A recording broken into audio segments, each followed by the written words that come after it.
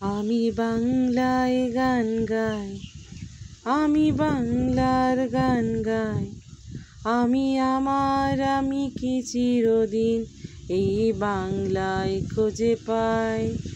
আমি বাংলায় গান গাই, আমি বাংলার গান গাই।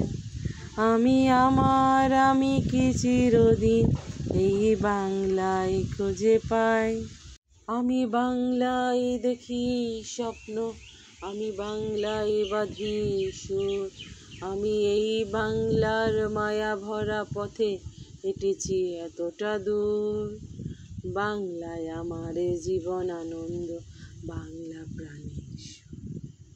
আমি একবার দেখি, বারবার দেখি, দেখি বাংলার মোর। বাংলায় আমার জীবন আনন্দ, বাংলা প্রাণের সুর। আমি একবার দেখি, বারবার দেখি, দেখি বাংলার মোর। হা হা হা হা হা হা হা হা হা। আমি বাংলায় কথা কই, আমি বাংলার কথা কই। বাংলায় ভাসি, বাংলায় হাসি, বাংলায় জেগে রই। আমি বাংলায় কথা কই, আমি বাংলার কথা কই। আমি বাংলায় ভাসি, বাংলায় হাসি, বাংলায় জেগে রই। আমি বাংলায় মাতি উল্লাসে, করি বাংলায় হাহাকার।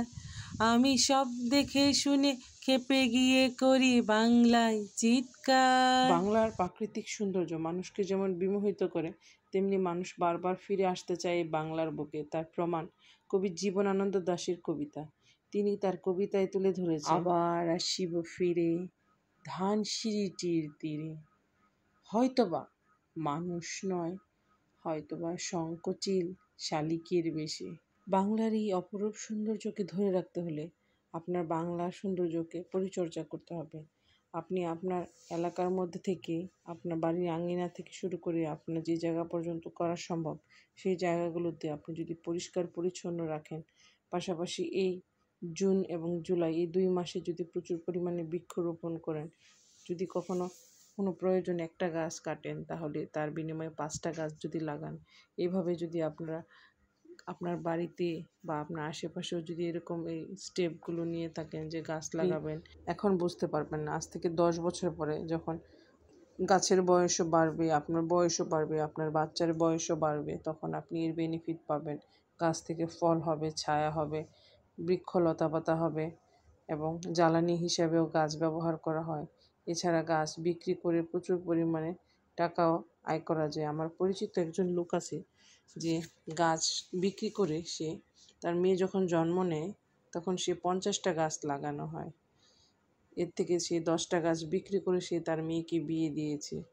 শুনতেও ভালো লাগে। আপনি আপনার বাচ্চাদেরকে ছোট থেকে শেখাতে পারেন কীভাবে বৃক্ষরোপণ করতে হয়, বৃক্ষরোপণের উপকারিতা কী।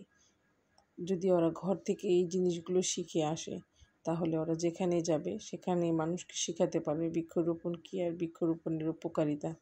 আর ওরা যদি এই জিনিসগুলো শিখে, ওরা যদি এই জিনিসগুলো প্রয়োগ করে, তাহলে আমাদের দেশ আরও সুন্দর। তাই তো আমাদের দেশ হয়ে উঠবে আরও সুন্দর, আরও সবুজ, চিরচেনা, সেই সোনার বাংলা। তাই তো কবির কণ্ঠে শোনা যায় সেই গান, আমার সোনার বাংলা আমি তোমায় ভালোবাসি।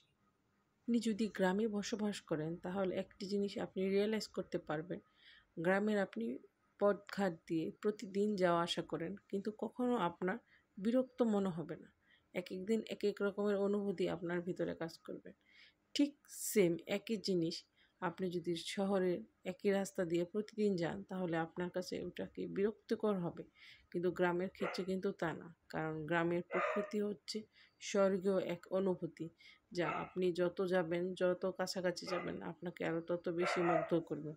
গ্রাম আর গ্রামের প্রকৃতি যে এরকমই, মা আর মাতৃভূমির মতো গড়িয়ান। সন্তান যেমন বারবার মার কাছে গেলে মা বিরক্ত হয় না, তেমনি বাংলার প্রকৃতির কাছে গেলেও বাংলার প্রকৃতিও আমাদের দিকে বিরক্ত হয় না।